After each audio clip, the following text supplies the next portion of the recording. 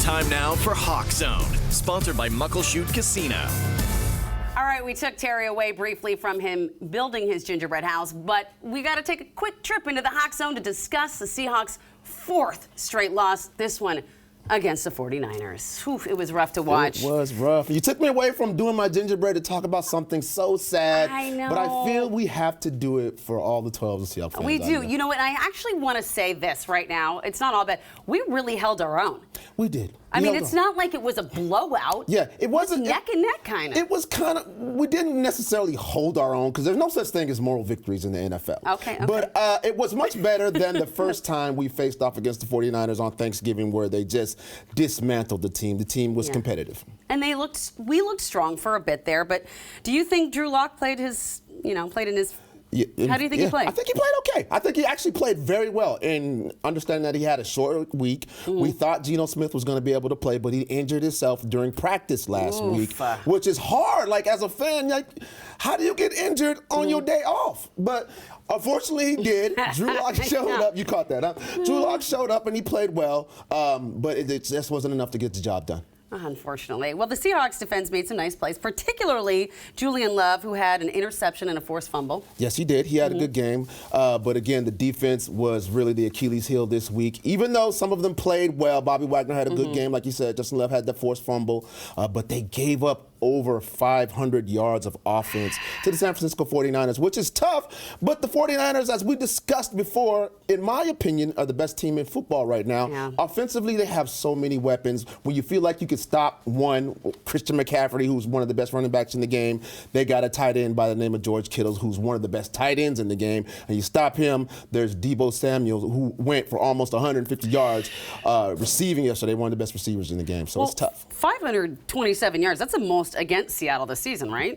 Yeah. And again, like I said, there's so many offensive weapons on this team. Last week, I remember I told you defensively, the 49ers have a monster at every level of the defense. Well, again, they have monsters on every level of the offense. So, again, it's one of the toughest competitions in the league. It's unfortunate they are in our conference, but we're going to have to find a way to beat these guys. We've lost 5 in a row. They have our number. We're going to have to find a way to turn things around here in Seattle. Well, it was intense. Certainly, there was a fight. Yeah. We got to talk about the fight. In the final moments of the game, DK Metcalf got ejected, along with the Niners cornerback.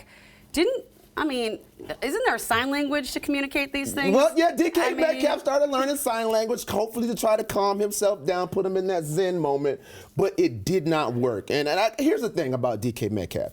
He's a very passionate player. He's very fiery, which in terms of being a competitor, that's a great thing when in between the whistles, right? Yeah. But I've talked to a lot of Seahawks fans and a lot of 12 fans, and again, it's just not my opinion. They feel that this is getting to be a little bit too much. His attitude and his way that he handles situations like this on the field is a little bit too much. That being said, he was given a cheap shot. There was an interception. The guy took a cheap shot at him. Yeah. But like they always say in the NFL, it's always the second guy that gets caught. It's always the number 2. I know you talk to a lot of professional people. I talked to my neighbor Pam, and she said he started it. Yeah. Well, if Pam says so, it's probably true, right? It's right. No, Pam I'm sorry. is never wrong. Pam said who started, DK or the other guy? The other guy. It was. That's the truth. She said it's not fair. He's going to get it because the other guy started it. So the problem, again, is with DK, he has a reputation that precedes him, right? They know he's a guy that's going to start some stuff. He's going to try to back himself up. He's very passionate. So after the interception took place, he was sitting on the ground, and a guy came up and hit him from behind. Yeah, not cool. And then DK, of course, becomes the second guy. I would have done the same thing, It's a DK. melee. Well, no, make sure we don't hit Amity in the back of the head on set because she's going to attack us. There's a side you don't need to see. So who was your player of the game? My player of the game is going to have to be Drew Lock because, again, he came in on a short week, short notice. I think they told him on a Thursday, which means really you literally only have one day of real practice with the first team to figure out what you're doing. So he came in, he had 269 yards passing, which was incredible. 21 to 33 percentage ratio.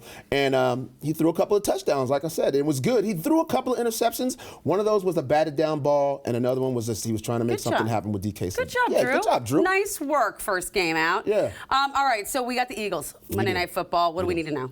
They're tough. They're tough. We have a row of tough games. It started off on Thanksgiving, moved to down to Dallas, another tough game, and then 49ers last week. Philadelphia, one of the top teams in the NFL. But they are coming off a tough loss to Dallas. So they are going to be reeling. They're going to be ready to look for some revenge. So it's going to be another tough game for these Seahawks. Jalen Hurts is one of the best quarterbacks in the league. Yeah. I just want to protect our boy. You want to give him a hug? I do. Come on, Seahawks, give us a collective hug. We're giving you a hug right now because I know this is the worst losing streak since Pete Carroll took over as head coach. It is. And unfortunately, sometimes losing begets losing, you know. Yeah. But hopefully there's going to come a point this week. Yeah. We're going to turn things around. We're going to get that mojo going back here in Seattle. And again, it's tough, especially for a guy like Pete Carroll who's used to winning game after game after game. This is enough to make a 17-year-old guy want to hang him up. And I hope he doesn't. It's enough to make a 22-year-old guy want to hang it up. You lose 4 games in a row. No, Coach, don't go. Don't go. Don't go, Coach. Don't go. We love you. Please don't go. Well, thank you, Terry, so much. Yes. And, I got some good news for you. What's that? Hey, the band behind the Top Gun classic song, Take My Breath Away. Hey, we did that. Hey, we did that good. Well, they're coming to Muckleshoot Casino to do it even better. Don't miss Berlin, the synth electro pop pioneers with special guest Boy Toy on Thursday, December 21st. Visit the website on your screen right there for ticket info.